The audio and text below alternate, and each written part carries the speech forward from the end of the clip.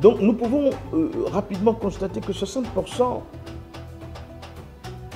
du PIB, de la production globale annuelle d'un État, 60% destinés à rembourser cette dette. Mais au fur et à mesure que nous remboursons la dette, c'est qu'il y a d'autres prêts qui se font. Et quand on regarde le ratio, ce qui est encore demandé aux banquiers centraux est plus élevé que ce que nous remboursons. Donc, quand on regarde véritablement le ratio global, on s'en rend compte que l'endettement des États ne fait qu'augmenter.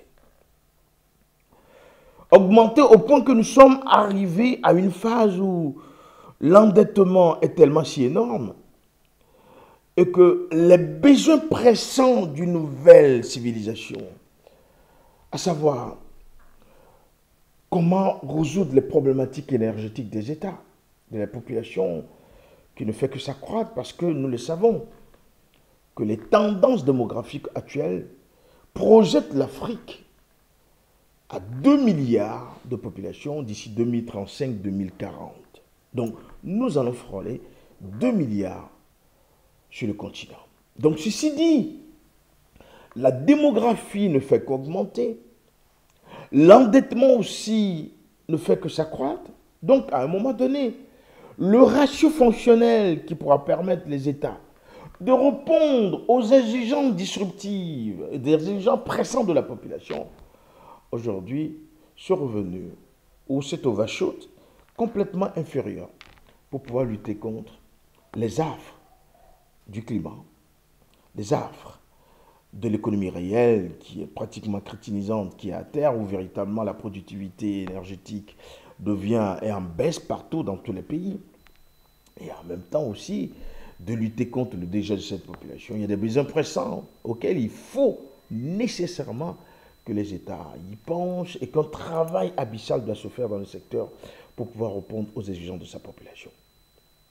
Donc on voit qu'il y a une entropie économique due à la politique de caisse qui a permis véritablement aux États d'aller sur des méthodes de quantitative easing, d'aller avec des facilités que les banquiers centraux offrent. Et quand on regarde aussi que les investissements qui sont cocotés par les institutions financières, une fois rentrés dans le trésor public d'un État, les objections ou des orientations de financement, ces orientations sont pour la plupart spéculatives. On voit que c'est très souvent pour construire des routes, essayer d'écouter la population, construire des stades, ainsi de suite. Donc, ce sont des investissements pour la plupart qui sont purement spéculatifs. Les investissements ne permettent pas aux États africains de pouvoir lancer leur économie réelle. Parce que pour lancer l'économie réelle, il faut nécessairement créer des bifurcations économiques. Et ces bifurcations viennent du fait que le secteur privé crée des nouveaux savoirs qui permettent tout simplement de répondre à la mutation civilisationnelle disruptive, répondre aux exigences de cette population, afin que ces mutations soient calculables à la fin pour que ça génère des gains de productivité capables d'être redistribués. Donc, pour redistribuer des gains de productivité au sein de la population, il faut nécessairement, je dis bien nécessairement, créer des nouveaux savoirs. Nouveaux savoirs signifie qu'il faut réinventer, qu'il faut critiquer. Critiquer quoi? C'est ce que Kant va dire, qu'il faut critiquer d'abord les instants fonctionnels, c'est-à-dire tous les systèmes sociaux de l'humanité, à savoir l'éducation.